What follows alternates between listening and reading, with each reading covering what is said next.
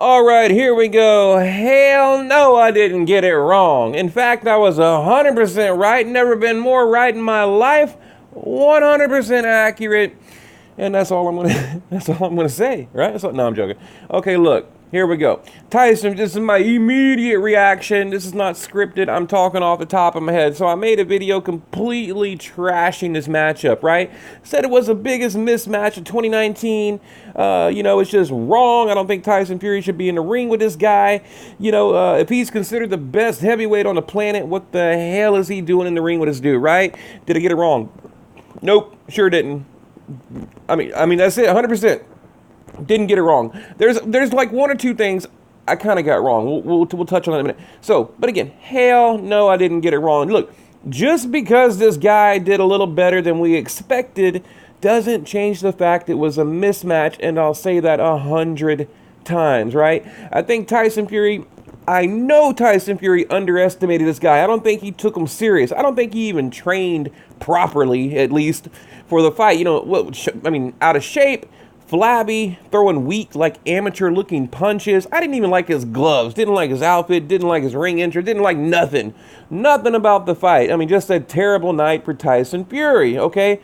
Then he gets cut. So round 2, round 3, gets that nasty cut over the right eye, left hook lands, right? And that made it even worse. Now he's all bloody and busted up, and it just looked really bad. But if you know your boxing, it wasn't that bad. The cut was bad, but I'm saying the fight, as far as Fury, it wasn't that bad. But look, he comes with high standards, right? He comes with high standards. Now, you take any top 20 heavyweight in the division, and they would have looked decent against Tyson Fury tonight.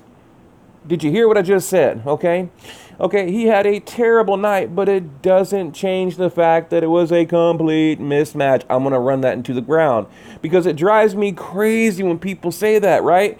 This underdog comes in, he does better than he should. The other guy doesn't take him seriously, takes him lightly. And then all of a sudden, no, you don't know shit about boxing, bro. You know what I mean? It's like, God, these boxing fans drive me crazy. But the funny thing is, before the fight, they're dead silent. Hey, what do you think about the fight, man?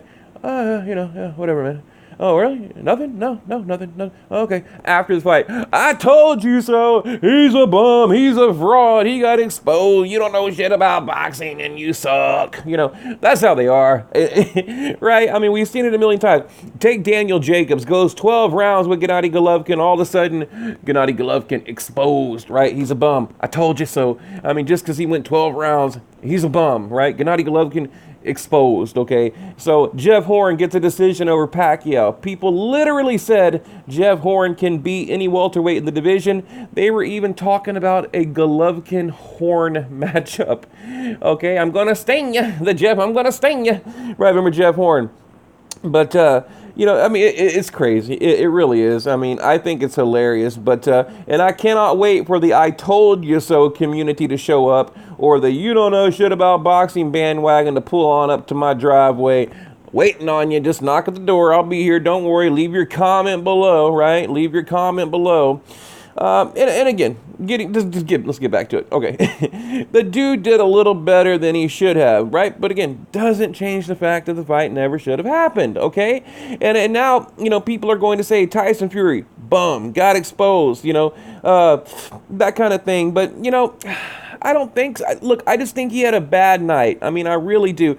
Or what did Marvin Hagler say? He said, you cannot get up at 5 a.m. to do road work when you're sleeping in silk pajamas, okay? Is he, getting all this money now with $100 million? That's a lot of damn money. Even over there, where was Tyson at? UK? Where's he live now? In the States? UK? It don't matter where you live. You can live on the moon. That's a lot of damn money. So, look, that'll make a man soft. It really will. It'll make you soft.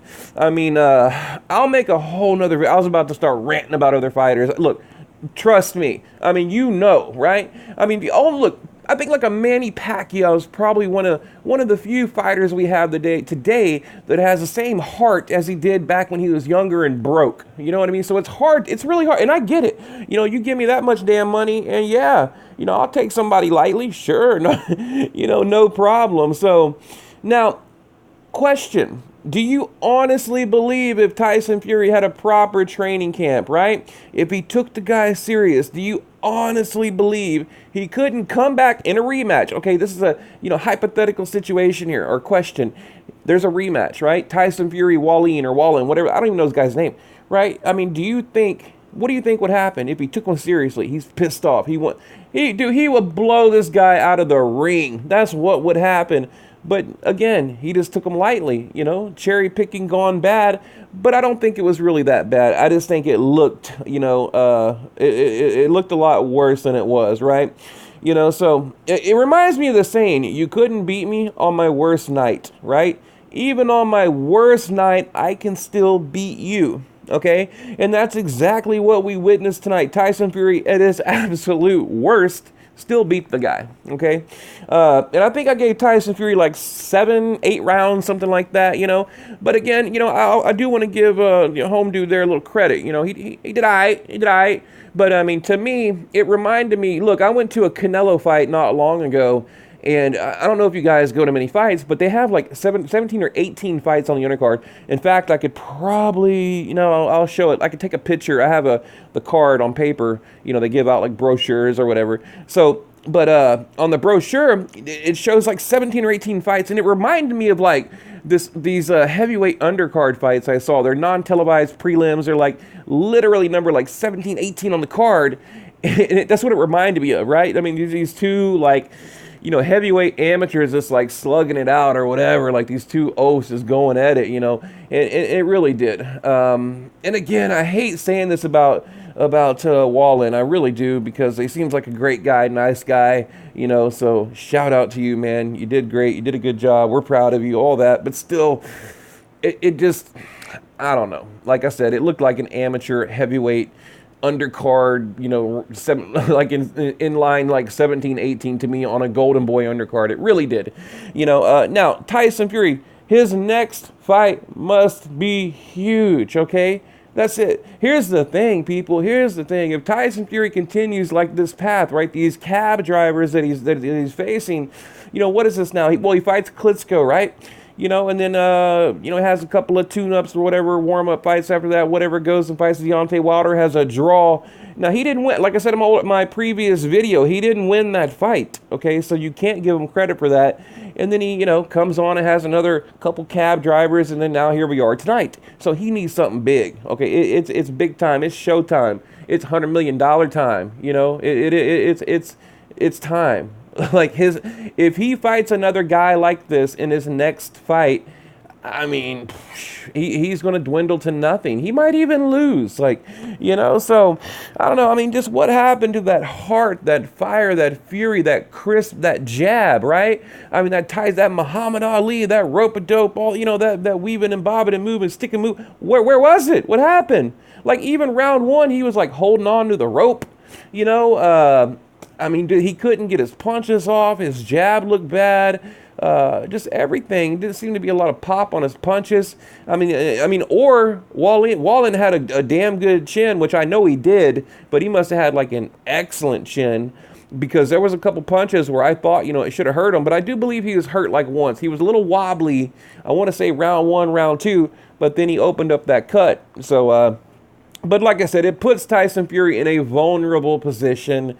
He's got to do something big now, and he needs to train his ass off and, get over this, mentally get over this fight, because, this was not the best heavyweight on the planet. It was not that type of a performance tonight. But they all have bad nights. Even Anthony Joshua, Deontay Wilder. Any fighter, but especially the heavyweight division, it shows. It seems to show more in that division because these guys are bigger, they're slower, they gas out quicker. So I think in the heavyweight division, when you have a bad night, you really have a bad night. So anyway, guys, I don't think I got it wrong. You guys know me. I'm truthful. I'm honest. I believe I got it right.